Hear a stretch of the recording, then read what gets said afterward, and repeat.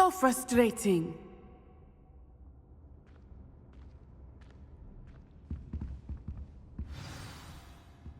You wanted to speak with me, Mother?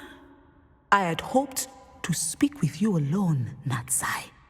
Your message mentioned your concern about an unusual creature that was spotted in the woods near Hogsmeade. That could have been anything. You know what it was, Natsai. I am allowed to leave the castle. I am always careful, Mother. Careful. Officer Singer disagrees. She sent me an owl telling me that you have been trying to collect evidence of some kind against dark wizards. She berated me for not keeping a closer eye on you, and she is right. I do not want you visiting Hogsmeade for the near future. But Mother! My little gazelle, you are well-intentioned, but you must not meddle in the affairs of dangerous people. If someone had meddled in Matabeleland, Father would still be with us. I must get to class. Perhaps your friend can get you to listen to reason. So frustrating. She never listens to me. She called you her little gazelle.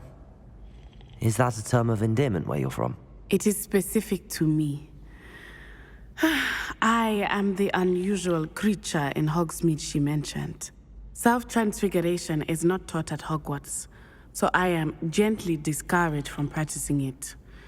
However, I am an animagus, and it is in my gazelle form that I have been able to wander the Highlands rather freely until now, much to my mother's chagrin. That is how I managed to spy on Rookwood and Harlow. Were you born an animagus, or did you learn to become one? Animagi are not born. The process is quite elaborate. It involves holding a mandrake leaf in one's mouth for an entire month, then placing the leaf in a crystal phial so that it is imbued with moonlight, then adding one of your own hairs. And that is just the beginning. Self-transfiguration is common among students at Wagadu, but Professor Weasley considers it much too dangerous to teach at Hogwarts.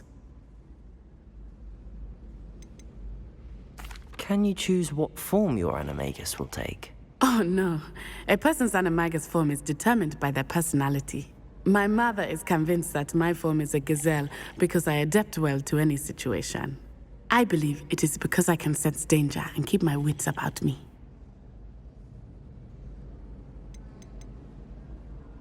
How does it feel to transform into an animal? Well, the first time it can be a bit unnerving.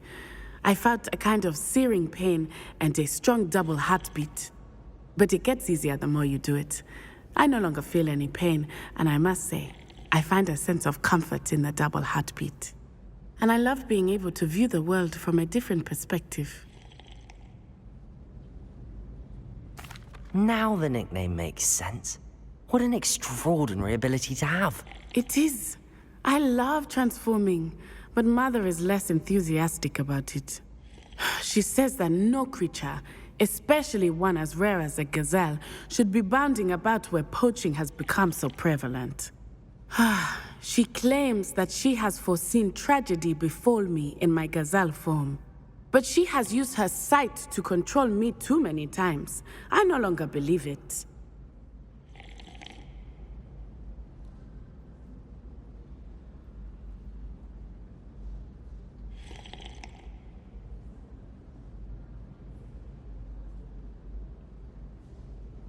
She's concerned for your safety.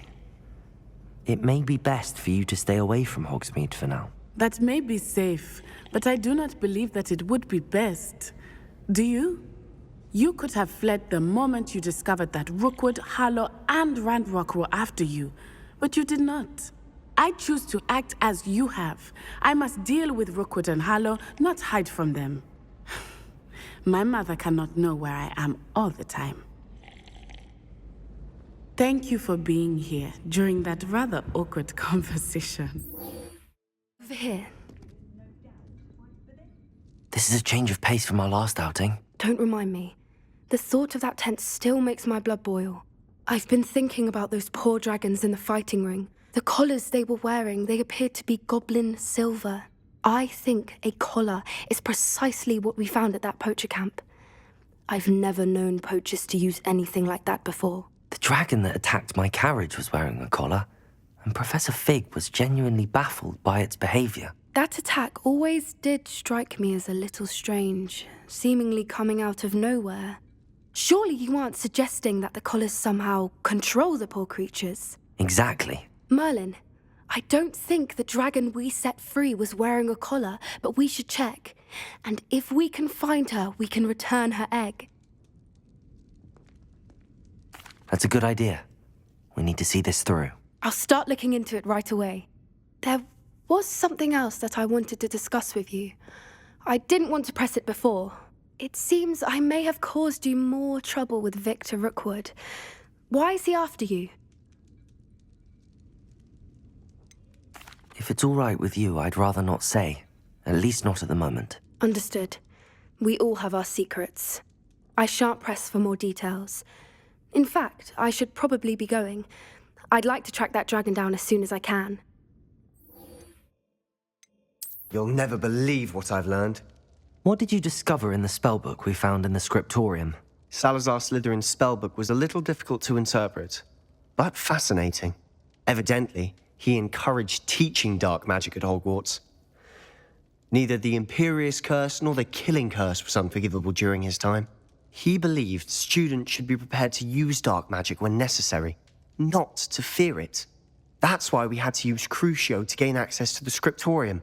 He didn't want his knowledge shared with anyone who was afraid of the power of dark magic. It was hard to do, but casting Crucio was our only option.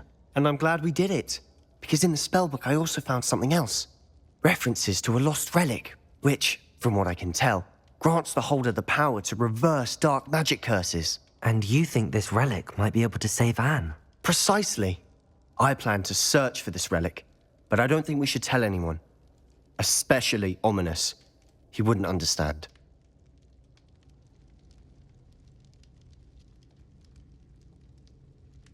I see no reason to involve Ominous.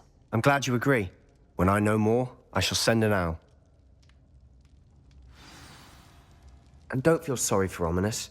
Keeping this to ourselves for now is for his own good. I'll decide what's for my own good.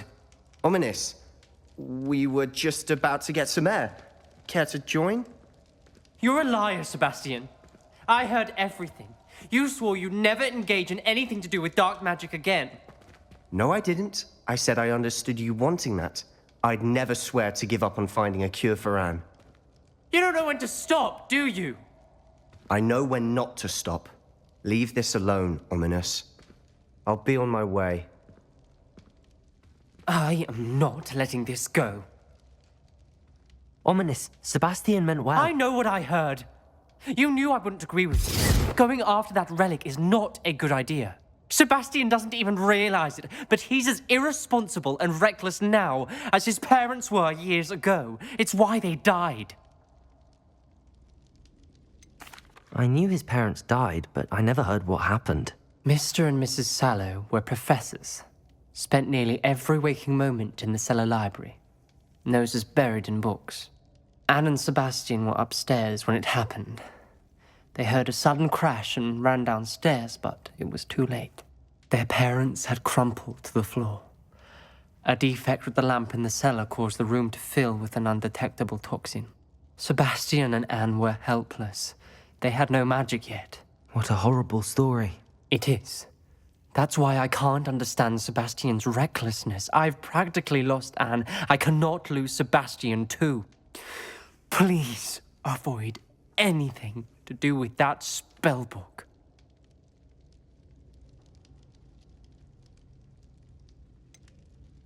Some references Sebastian mentioned in the book do worry me. I'm glad you understand. I hope Sebastian pursues this no further. But if you think he might, please let me know. It would mean a lot. Since our visit to Feldcroft, something dawned on me about the triptych. Meet me at the Overlook, just north of the Forbidden Forest, and I'll explain. My plan with the helmet failed, but I have another idea. I think we may be able to find what we need at a goblin mine south of Hogwarts. Meet me there, and bring someone who speaks gobbledygook. I remember our meet mentioning something about gobbledygook. Hello there. Hello, Armeet. Do I recall you saying that you speak gobbledygook? I did. I do. Speak it. Is this to do with the goblin I saw you with in Hogsmeade? It is. His name is Lodgok. We could use your help with something. He's waiting for me near a goblin mine. Would you be willing to help? Of course. How exciting. Well, might this be dangerous? I think he simply wants to show me something that involves gobbledygook. If it helps, he's a friend of Sirona's. Good to hear. Good to hear. If Sirona trusts him, then I feel much better. You said you know gobbledygook, but how well? I've been reading it for as long as I've been reading English. My parents have an extensive library. Once I grew bored with the classics, I devoured goblin writings. I'd tell you some titles, but you wouldn't understand them. Have you ever spoken directly to a goblin? Unbelievably, no. I'm so looking forward to it. Actually conversing in gobbledygook with a native speaker. Cannot wait to confirm subtle bits of pronunciation and tone that may have eluded me, being self-taught and all. Lodgok is waiting. Shall we go? Of course. I just want to check the pronunciation of a couple of key terms first. So I will meet you there. A friend who speaks gobbledygook is meeting us. Before he arrives, perhaps you could tell me why we're here? Of course. Unfortunately, presenting Ranrock with the Helmet of Urtkot did not have the effect I'd hoped. Because he knew the details surrounding its plunder, he presumed I'd had help from a witch or wizard in retrieving it. How else did he expect Goblinkind to get the helmet back? Seems he has no interest in making amends with you. I'm afraid we do not have the luxury of rational expectation when it comes to Ranrock. Damn Bragbor and his blasted journals. Bragbor? An ancestor of Ranrock's, renowned metalworker. If we are to work together, I suppose I must tell you more.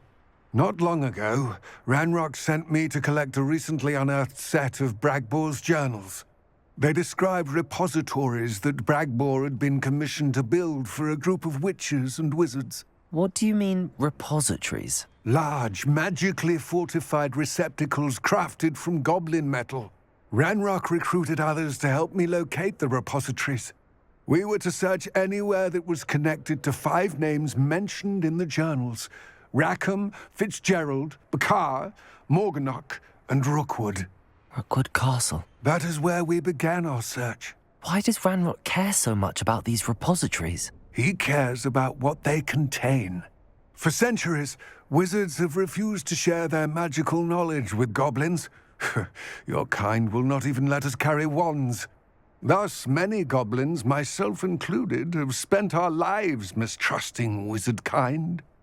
Ranrock was convinced that the repositories contained a magical power that wizards wanted to keep for themselves. He is determined to take it for goblin kind. But Here comes my friend Armeet. Probably best to continue our conversation later. Greetings, Lodgok. It is an honor, sir. You speak gobbledygook. Oh, Bacalio. Enough. Please do not tell me that was meant to be gobbledygook. Yes. Perhaps my pronunciation was a bit off. I imagine certain dialects differ. Pronunciation is not the issue. I barely recognize that as language. I trust you can read gobbledygook better than you can speak it? I can, Sir Lodgok. Just Lodgok. Thankfully, we only need someone who can decipher written plans, since I cannot join you in the mine. What written plans? And why can't you come with us? We need some idea of what Ranrock knows or is plotting. I suspect a careless loyalist may have left plans behind.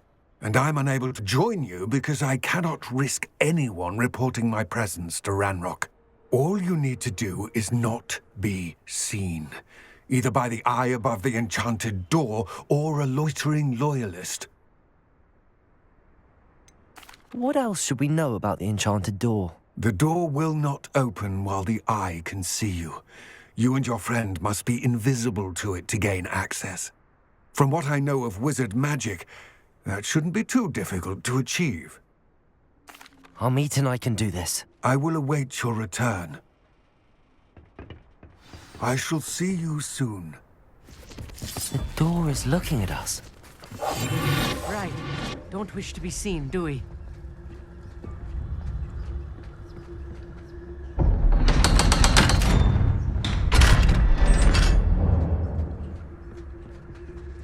So rarely prepare one for reality. A real goblin mine. It's even grander than I had expected.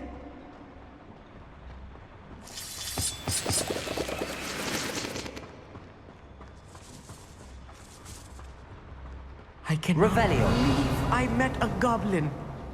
Let's just learn what we can and get out. Look at this lift. Impressive workmanship for so simple a device. Impressive workmanship aside, it's the only way forward.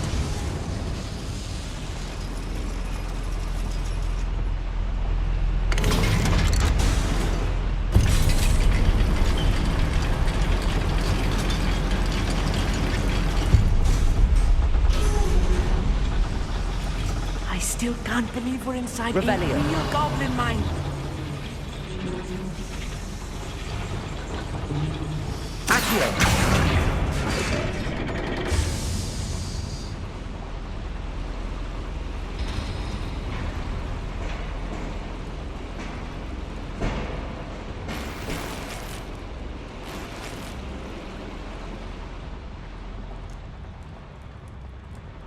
I've read about mines like this, but seeing one is something else altogether.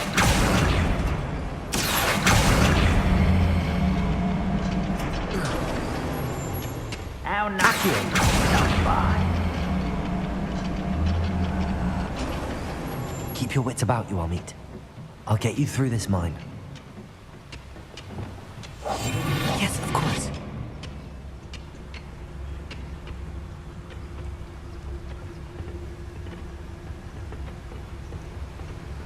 Ránrook is sure to appreciate the extra work we're doing. What are you trying to tell us?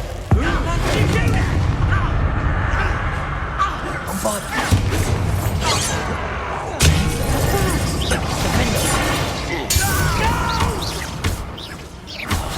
I will make you. That was a little more than I'm used to. I'll get us through here safely, Amit. You have my word.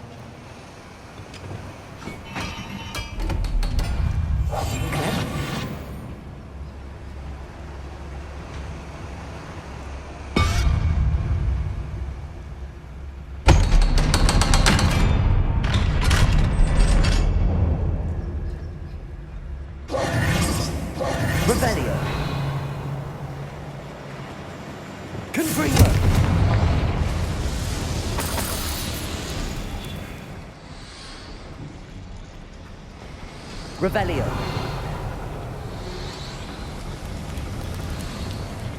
I feel like a character from one of the adventure books I read during the summer holidays. Let's take a look around, Amit. See if we can find any plans. Bound to be plans around here somewhere. A schematic. They're building something. I can't quite make it out.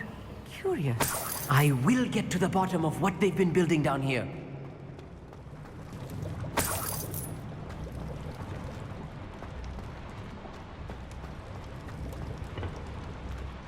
Revelio.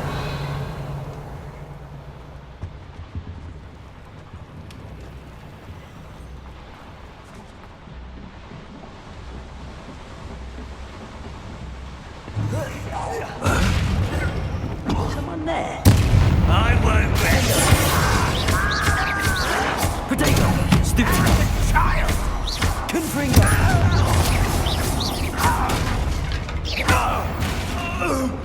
Revelio.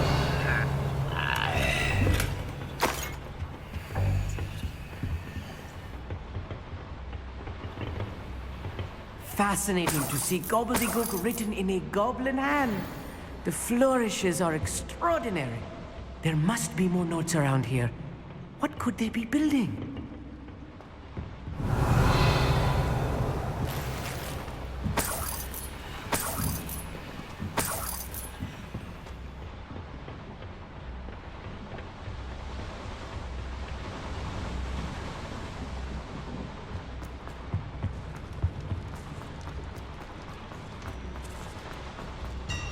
Revelio. If I'm translating this correctly, and I think that I am, they're building something rather large. But what? Let me know if you see any more plans or schematics. We can't return to Lodgok empty-headed.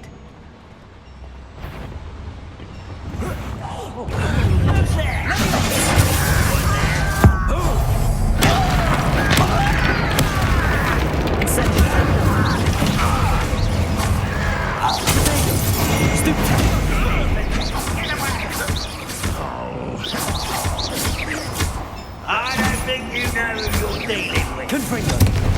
You can't stop us. No! That is!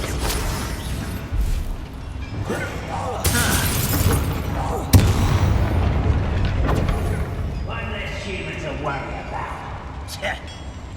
Incendio. Protego. Bombarda. You won't stop me.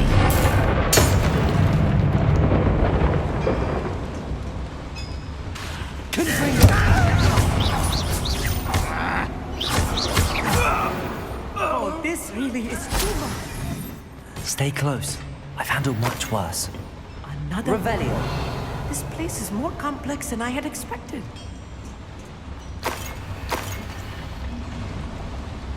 Another schematic. What are they going to build? This mine is too small for whatever it is. Confringo. Revelio. Accio.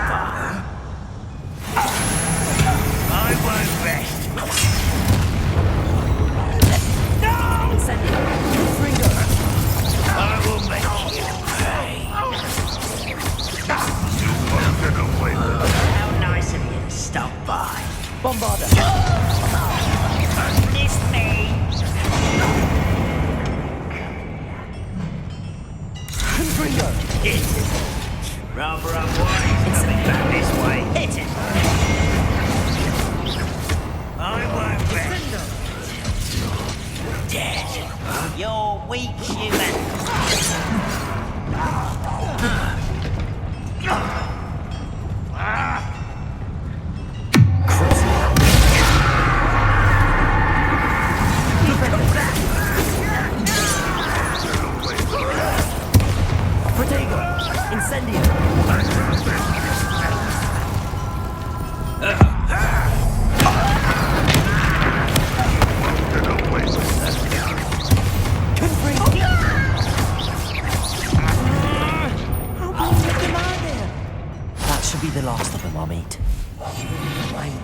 Sneaking about.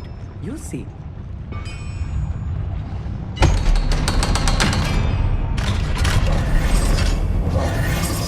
Revelio. Confringo.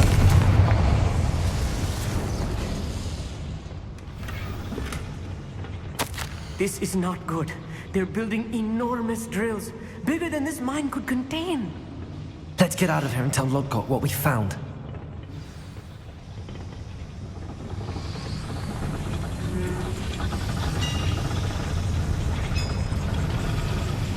Lumos. Accio.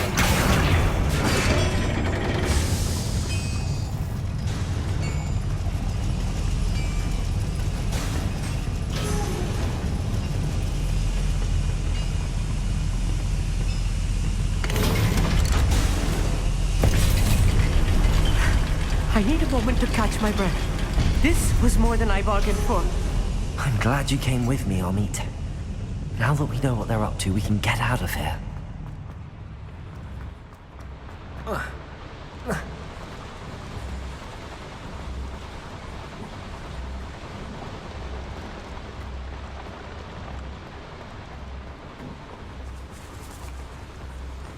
We're almost out of here, Amit. Look, the lift. A welcome sight indeed.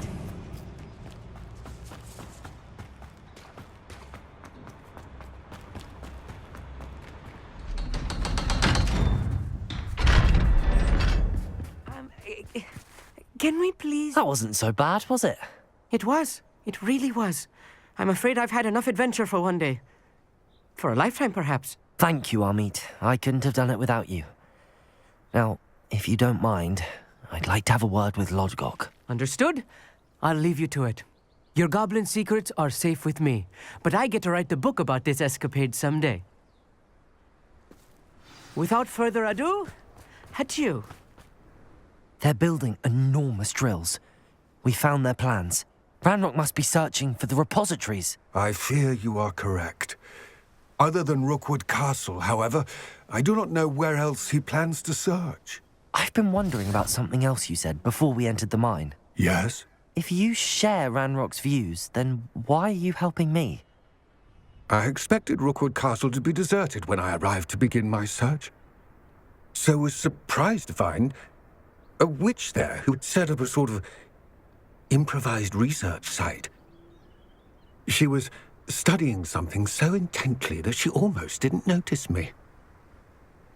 When she looked up, I thought she would react with fear or disdain. But instead she did something that I will never forget. Without a moment's hesitation, she smiled and asked me to sit with her. She told me that she was a researcher and showed me a small, oddly shaped container with a strange symbol on it. She was certain it was made of goblin metal, but was unable to open it. She wanted to work together. Miriam. Yes. But how did you... Professor Fig's wife. He told me of her research, and I know of the container. Ah. The reverence with which she talked of goblins and their intelligence and skill, it caught me entirely off guard. I'd never been treated with such respect by a witch or wizard. So, to my surprise, I let her study the container if she would allow me to search the castle on my own. We parted ways, with her promising to share what she'd learned.